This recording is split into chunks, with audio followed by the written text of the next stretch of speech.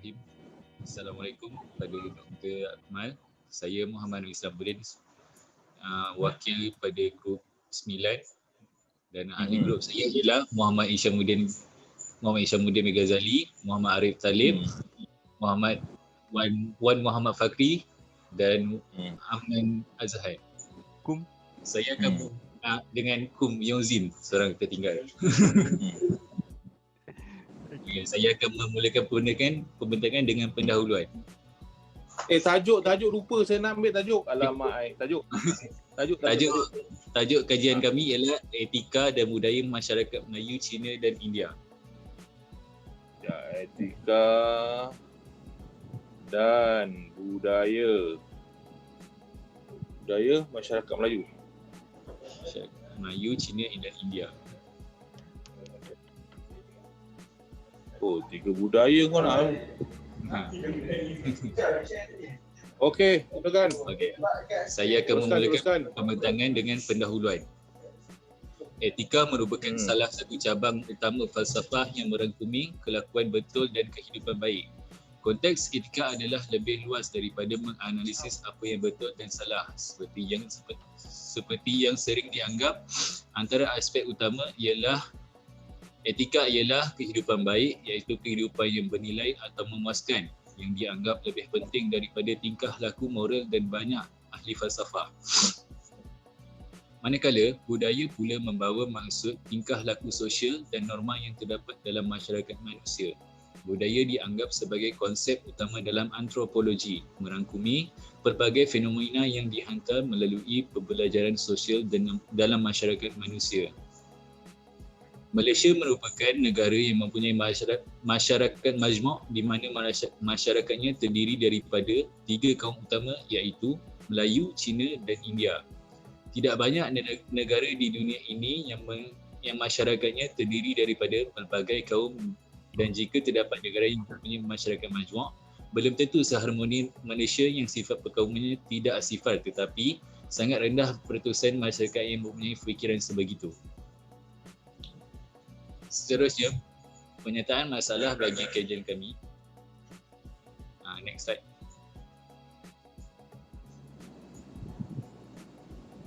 Penyataan masalah bagi kajian ini ialah disebabkan masyarakat Malaysia yang berbilang kaum membuatkan banyak jenis etika dan budaya yang diamalkan oleh kaum yang berlainan bangsa. Oleh itu, ramai di kalangan rakyat Malaysia yang masih kurang arif tentang etika dan budaya yang bukan berasal dari kaum mereka sendiri. Kita perlu mengambil tahu jika tidak semua, hanya sedikit sudah memadai supaya kita lebih peka tentang pantang larang masyarakat kaum lain agar tidak mengguris hati mereka dan dapat mengelakkan dari sebarang persengketaan. Next slide. Objektif kajian ini pula, yang pertama, membuka mata dan mengajar rakyat di Malaysia tentang etika dan budaya masyarakat yang berlainan kaum. Dan yang kedua, untuk merapatkan lagi renggang perkauman antara setiap kaum yang terdapat di Malaysia. Itu sahaja daripada saya. Saya serahkan kepada saudara Amnan untuk meneruskan pembentangan. Okey, terima kasih saudara Islamuddin. Boleh dengar ke? Boleh dengar, boleh. Okay. Untuk metodologi kajian kami terbahagi pada 3: reka bentuk kajian, instrumen kajian dan cara mendapatkan data. Bagi reka bentuk kajian, kami menyenaraikan etika, adab, pantang larang, budaya, kepercayaan dan agama masyarakat Melayu, Cina dan India di Malaysia. Seterusnya, instrumen kajian. Borang, soal selidik dan kaedah rujukan digunakan untuk mendapatkan data kajian. Untuk pengetahuan, kami menggunakan borang soal selidik di platform Google Form lah. Dan seterusnya, cara mendapatkan data melalui analisis soal selidik, rujukan perpustakaan dan persembahan data. Okey, seterusnya kita pergi kepada hasil kajian. Hasil kajian, inilah analisis soal selidik.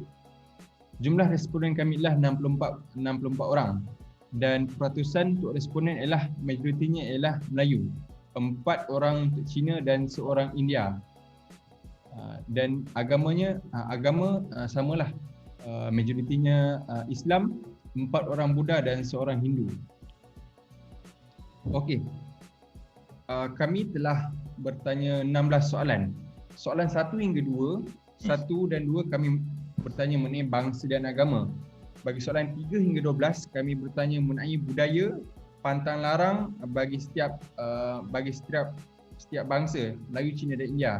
Bagi soalan 13 hingga 15 kami bertanya mengenai soalan yang umum. Sebagai contoh, soalan 13, adakah anda setuju akan kepelbagaian kaum di Malaysia?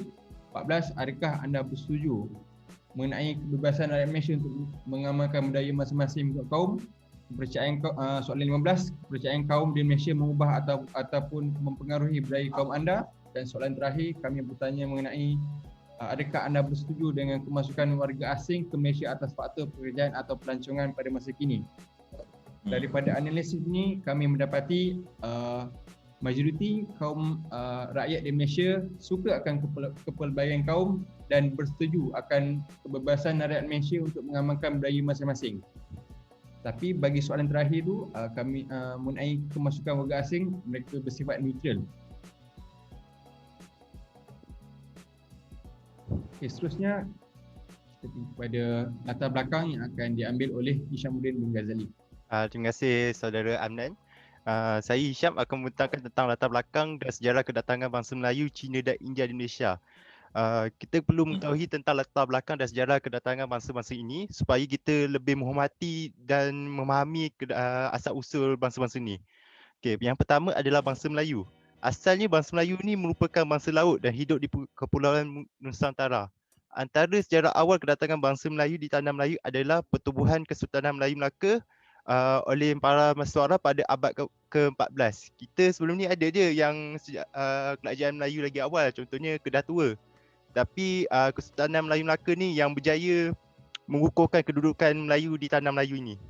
Seterusnya adalah bangsa Cina. Bangsa Cina ini merupakan hasil daripada imigrasi secara besar-besaran dari tanah besar Cina pada abad ke-19. Punca utama je kedatangan Cina ni ke Malaysia disebabkan faktor ekonomi di negara China yang tidak stabil pada masa itu, disebabkan oleh penguasaan British oleh ekonomi di Asia Tenggara. Okay, yang seterusnya bangsa India. India telah datang pada abad ke-18 dan datang secara besar-besaran pada tengah abad ke-19. Punca kedatangan ni adalah keperluan tenaga kerja yang banyak disebabkan pembukaan ladang-ladang yang besar oleh pihak British. Kita tahu British datang sini dia buka ladang getah, ladang sawit, ladang tebu. Itu dia untuk latar belakang. Next slide.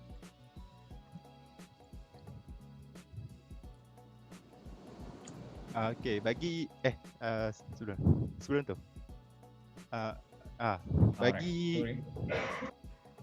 bagi setiap bangsa mempunyai medium komunikasi yang masing-masing dan setiap medium komunikasi itu ada unik bagi bangsa masing-masing. Contohnya bangsa Melayu ni dia bertutur dalam bahasa Melayu dan menulis menggunakan huruf abjad. Pertuturan dan penulisan bahasa Melayu pada masa kini merupakan hasil pengaruh bahasa daripada bangsa Hindu, Arab dan Barat. Sebab tu bahasa Melayu kita ada 3 jenis, bahasa Melayu kuno, bahasa Melayu klasik yang Jawi tu, dan bahasa Melayu moden yang zaman sekarang. Seterusnya adalah pertuturan dan penulisan bahasa Cina. Bangsa Cina bertutur dalam bahasa Mandarin dan menulis menggunakan huruf Hanzi. Penulisan Hanzi ini asasnya dicipta berdasarkan gambaran dan bayangan suatu objek. Contohnya dia tulis perkataan manusia tu macam bentuk manusia sikit. Seterusnya pertuturan bahasa Mandarin bersifat sebutan ton dan analitik. Ini bermaksud sebutan dia tu mempunyai nada tinggi, nada rendah dan berdatar. Contohnya macam yang kita tengok di sebelah kanan yang ada nada pertama, nada kedua, nada ketiga dan nada keempat. Setiap nada ini membawa maksud perkataan yang berlainan. So macam satu yang nada pertama ni membawa maksud ibu, nada kedua marah, nada ketiga saya agak lupa, rasa kuda. Okay, tak apa, kita terus ke pertuturan dan penulisan bahasa India. Bahasa India bertutur dalam bahasa Tamil dan menulis menggunakan huruf Vatteluttu atau dikenali huruf berbulat. Penulisan bahasa Tamil memiliki 12 huruf vokal, 18 konsonan dan 1 asra khas. Pertuturan bahasa Tamil memiliki vokal yang digelar Uyirelutu dan vokal yang digelar Meyuelutu. Itu saja untuk saya. Boleh bunyi Dia ada nama khas dia. Saya akan serahkan kepada Wan Muhammad Fakri untuk menyambung pembentangan ini. Terima kasih Hisham. Okey, Assalamualaikum Doktor. Saya Muhammad Fakri. So hari ini saya akan cerita etika adab dan adat bangsa ketiga-tiga, Melayu, Cina dan India. Okey, kalau tadi Doktor ada tanya grup sebelum ni, kenapa agama tu berkait rapat dengan etika dan adab sesuatu bangsa? Dia sebenarnya sebab memang dalam sesuatu agama tu dia memang menitik beratkan etika. So kalau kita pergi ke bangsa Melayu, bangsa Melayu ni dia punya bangsa adat tu dia banyak direct daripada Al-Quran dan hadis. So macam perbuatan orang Melayu dia mostly dia memang ada kaitan dengan Al-Quran dan hadis. Memang dia dah diajar oleh Nabi, oleh para ulama, oleh agama Islam tu sendirilah. Dan dalam Al-Quran pun ada sebut tutur cara, cara percakapan, cara urus niaga, perkahwinan, semua dia dah ditulis dalam Al-Quran. So memang kalau kita kata bangsa Melayu tu memang orang dah faham lah, kata orang Melayu ni mesti Islam lah. Kalau orang Melayu sesat ni macam orang Melayu tak Islam ni susah lah Doktor. Dia memang lain macam lah, memang didikan daripada kecil tu memang spoil to the core lah. Okay. Lepas tu orang Melayu ni pula dia punya etika dan adab dia lebihkan kepada bahasa. Sebab tu orang kata bahasa jiwa bangsa kan. Orang Melayu ada cakap bahasa jiwa bangsa. Orang Melayu ni dia lebih kepada pertuturan. Dia cara cakap dia lemah lembut. Dia ada budi bahasa dalam pertuturan. Lepas tu bila cakap dengan orang tua dia ada gelaran, kita panggil. Kita ada gelaran yang baik-baik lah. Lagipun kalau kita tengok balik sejarah pun gelaran ni telah wujud lah. Patik, beta, memang tu memang perwatakan bangsa Melayu tu sendiri, budi bahasa. Okey, seterusnya bahasa Cina. Bahasa Cina ni pun adat dan adab dia dipengaruhi oleh Buddha. Memang dalam kitab-kitab Buddha pun ada diceritakan tentang adab dan etika. Lepas tu ada satu petua kehidupan yang dia namakan Feng Shui. Saya pun tak berapa mendalami tentang ni. Tapi dia mostly pasal kena tanya Kum sekejap lagi lah. So dia lebih kepada falsafah etika adab budaya Cina. Lagi satu ada saya tekankan tapi Hisham tak tulis kat sini, iaitu etika bangsa Cina ni juga dia lebih kepada konsep berniaga. Kalau kita tahu orang Cina ni dia ada ilmu perniagaan yang tinggi. Dia ada kitab dia ada apa nama buku tu? The Art of War. The Art of War ni memang merujuk kepada teknik perniagaan bangsa Cina. So dia dah jadi satu budaya bagi masyarakat Cina untuk berniaga. Kalau kita pergi pekan-pekan memang akan ada lah kedai-kedai yang memang majoritinya peniaga daripada orang-orang Cina. So memang dia dah jadi satu etika untuk dia orang. Dia orang pun macam dalam satu komuniti bangsa Cina pun dia orang support each other. Dia orang ada satu komuniti, dia orang ada satu yang akan bantu untuk peniaga-peniaga lain untuk dia orang survive dalam satu komuniti tu. So ini satu adab etika bangsa Cina yang memang boleh dipandang tinggi lah dekat Malaysia ni. Okey, seterusnya India. Sama juga India pun dia punya adab etika pun dipengaruhi oleh agama Hindu. Pantang larang pun dia orang diwarisi oleh agama Hindu itu sendiri. Agama Hindu ni dia walaupun dia ada konsep apa yang taraf-taraf tu? Kasta. Dia walaupun dia orang ada konsep kasta dalam agama dia orang, tapi dia orang still menitik beratkan etika dan adab sesuatu kasta tu. Dia orang tekankan kalau kita contoh kasta yang tinggi, Brahmin kan, kasta yang paling tinggi, dia ada dia punya etika dia ada adab dia ada benda yang dia boleh buat, ada benda yang dia tak boleh buat. So dia orang pentingkan kekeluargaan. Satu lagi, masyarakat India ni dia sangat pentingkan keluarga dia. Tak kira lah apa kasta pun, apa kepercayaan, sebab di budaya dia orang banyak. So dia orang pentingkan keluarga dia orang dalam beretika. Okey, seterusnya Syam. Okey. Macam kita cakap tadi, dia bangsa Melayu, Cina dan India ni dia ada pantang larang dalam beragama lah. Mostly dia based on agama sendiri. Kalau dalam Islam, dalam Melayu, bangsa Melayu, dia based on Al-Quran dan hadis. Ini memang orang tahulah, kalau agama bangsa Melayu memang pantang larang dia banyak Al-Quran dan hadis. So dia ada apa yang orang Islam tak boleh buat. Kita tak boleh minum arak, kita tak boleh makan benda yang haram, kita tak boleh bersentuhan, tak boleh berzina. Itu semua pantang larang. Memang bukan pantang larang, memang larangan lah. Larangan yang ditekankan untuk orang Islam sendiri. So kalau merujuk kepada konteks ni memang bangsa Melayu lah. Sebab bangsa Melayu tu majoritinya memang semuanya Islam kan. Tapi ada agak ya pantang larang lain yang yang turun-temurun lah daripada orang dulu-dulu. Contohnya larangan ketika hendak berkahwin, tidak boleh berjumpa 40 hari untuk mengelakkan benda-benda terjadi, untuk mengawal nafsu pasangan pengantin. Larangan ketika mengandung, tak boleh bersiul, tak boleh menyembelih, tak boleh memburu binatang sebagainya. Masyarakat Cina juga ada dia punya pantang larang. Sebagai contoh, pantang larang ketika nak berkahwin, perkahwinan itu perlu tangguh kalau ada kematian dalam ahli keluarga, sebab dia percaya benda tu boleh bawa benda yang tidak elok kepada perkahwinan tersebut. Lepas tu Cina dia ada warna-warna dia yang dia tak boleh pakai. Warna hitam, biru dan kelabu dipercayai dilarang kerana dia melambangkan kematian dan kesedihan. Sebab tu masyarakat Cina dia pakai merah. Lepas tu dia ada masyarakat Cina juga dia ada makanan yang dia tak boleh makan ketika mengandung. Sama juga macam ajaran Hindu. Masyarakat India dia dipengaruhi oleh ajaran Hindu yang di mana dia orang tak boleh makan daging sebab dia orang anggap daging itu sebagai Tuhan. Dan memang agama dia orang melarang lah untuk makan daging lembu. Lepas tu dia orang juga pantalan agama India ni dia mementingkan tetamu. Dia tak benarkan tetamu buat kerja-kerja sendiri dekat rumah sebab dia percaya akan membawa sial. Mungkin berlaku perselisihan lah di antara keluarga yang datang dengan keluarga tuan rumah. Itu saya daripada saya. Terima kasih. Saya sambung kepada Arif. Okey. Terima kasih. Arif Abu Talib. Arif. Hello, Assalamualaikum. Assalamualaikum. Silakan. Boleh cakap. Okay, sekarang saya akan sambung untuk makanan tradisional bangsa Melayu, Cina dan India. Kita tahu yang bahawa Malaysia yang dipengaruhi oleh budaya dari seluruh dunia, sebahagian besar dari Malaysia rasa dapat dibagi antara 3 kelompok etnis, iaitu kelompok utama iaitu Melayu, Cina dan India.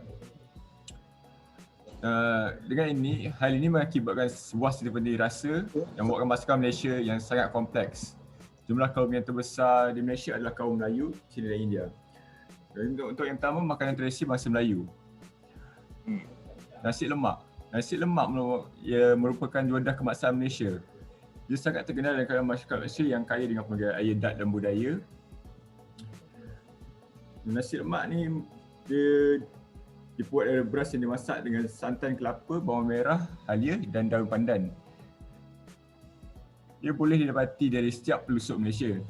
Biasa mengandungi sambal tumis, ikan bilis goreng, kacang tanah goreng dan timun dan telur rebus. Nasi lemak ni merupakan makanan yang meluas di makanan Malaysia. Pakai sebagai hidangan sekolah-sekolah Malaysia dan juga kuih sarapan pagi biasanya. Seterusnya ialah kuih bahulu. Kuih bahulu ini maksud ini makanan tradisional. Okey, tak apa. Teruskan. Kuih bahulu merupakan makanan Melayu tradisional yang sangat popular terutama pada hari cuti dan hari orang ramai. Dia terdiri daripada jenis kuih yang merupakan bahulu kecil, lapisan bahulu dan bahulu roll. Dan untuk yang keempat adalah lemam, makanan tradisi pada hari raya yang selalu diadakan dan selalu dibuat juadah pada hari raya. Dan akhir sekali ialah tapai untuk makanan tradisi Melayu. Merupakan jenis panganan yang dibuat daripada pulut. Dan saya sambung untuk bangsa Cina pula. Bangsa Cina mempunyai Itu makanan bakut tea yang maksud daging, tulang dan teh. Yang secara apa maksud daging, bone, teh. Ini makanan yang unik daripada Malaysia, itu sup serba Cina direbus dengan sup cadang yang bahan lain. Seterusnya adalah lok-lok yang merupakan makanan ringan dari sayuran, daging dan makanan laut. Dan yang popular sekarang adalah char kway teow, merupakan makanan popular yang popular juga di Malaysia. Dan kita goreng yang digoreng di atas api panas dengan kicap, sos, cili, udang, telur, toge dan kucai Cina. Dan akhir sekali untuk makanan Cina ialah kuih bakul yang dibuat daripada tepung pulut berbentuk seperti dodol. Dan seterusnya adalah makanan tradisi bangsa India, iaitu muruku, yang nama lain ialah murukku. Yang muruku ialah cakli dan cakri. Seterusnya adalah tosai yang dikenali sebagai dosa, dosai, dosya, tosai ataupun cakuli. Dan akhir sekali untuk makanan dia ialah idli. Ia dimakan sebagai sarapan pagi ataupun sebagai makanan ringan. Okay, next. Okay. Seterusnya ialah pemakaian oleh bangsa Melayu, Cina dan India.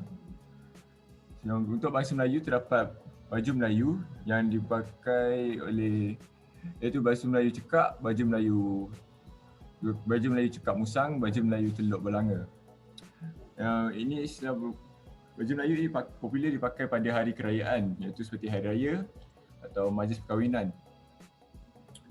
Dan untuk beberapa pula ialah baju kebaya dan baju kurung.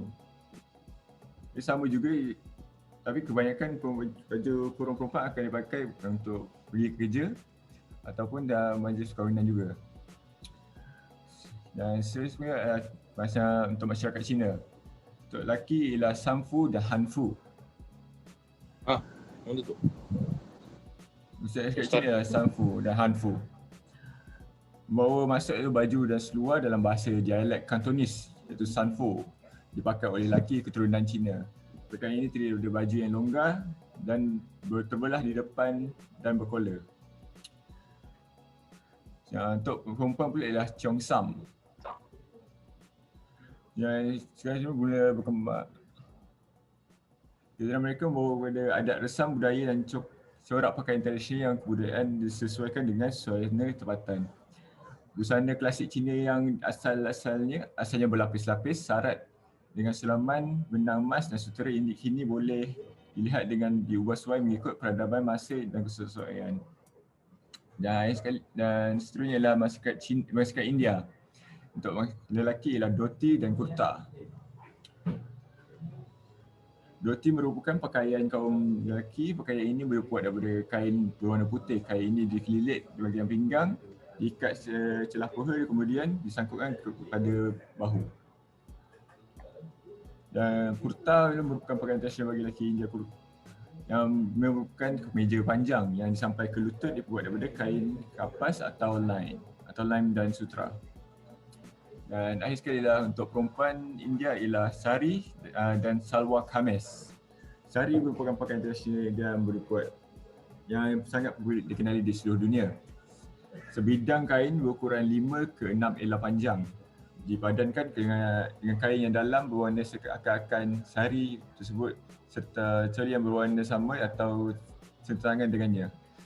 Kain sari ini dililit pada badan dengan bahagian hujungnya yang bersulam dengan cara tersendiri mengikut adat. Dan ialah salwar kameez atau jenis sebagai Punjabi adalah pula dengan kalangan kaum India yang lebih terdiri daripada blaus yang panjang dengan seluar panjang yang longgar serta tudung yang sesuai dengan warna Punjabi. Dan akhir sekali saya akan serahkan kepada Kum.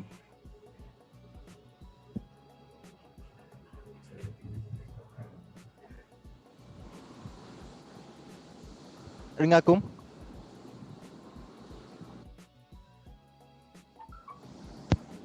Okey. Ya, dengar. Silakan. Okey.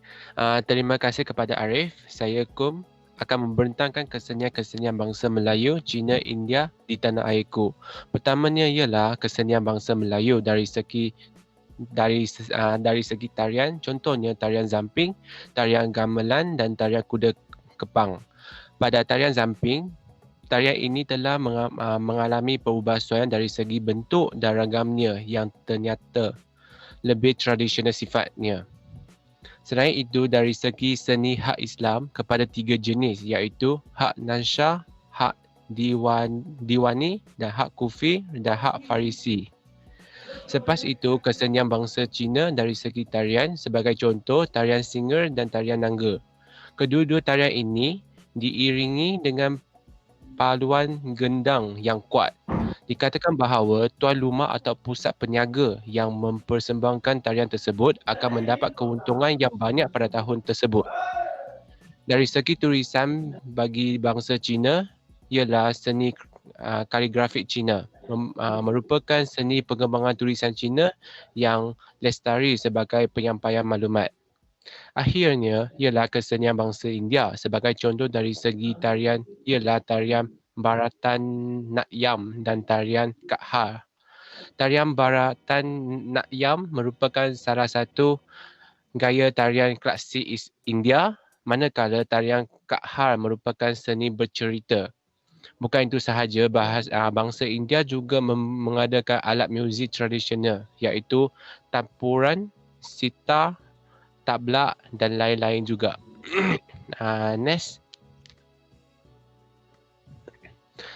Secara conclusionnya, walau bagaimanapun, hanya terdapat 3 bangsa utama di Malaysia tapi masih ada kaum yang lain seperti suku kaum di Sabah dan Sarawak.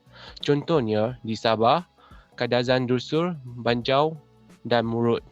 Manakala di Sarawak, Dayak, Iban dan Birayu. Jadi sebagai rakyat Malaysia yang prihatin, kita perlu mempelajari dan mengetahui pelbagai etika dan budaya yang utama yang diamalkan oleh setiap kaum di tanah airku. Ini adalah semua yang kita sampaikan. Sekian, terima kasih. Okey, terima kasih. Okey, dalam banyak etika dalam Melayu, Cina, India ni, manakah etika yang agak paling unik sekali untuk kita lihat? Paling unik. Paling unik Pandangan masing-masing lah. Jawablah. Pada Etika yang pandangan paling saya, unik sekali. etika aku menjawab dulu. You jawab dulu, tak apa. Apa-apa, tak Pada kisah. pandangan saya amat mengagumi etika dan budaya bagi bangsa Cina. Sebagai contoh, mereka amat menepati masa dan juga mereka telah belajar ilmu keusahawanan ataupun ilmu bisnes sejak dari kecil.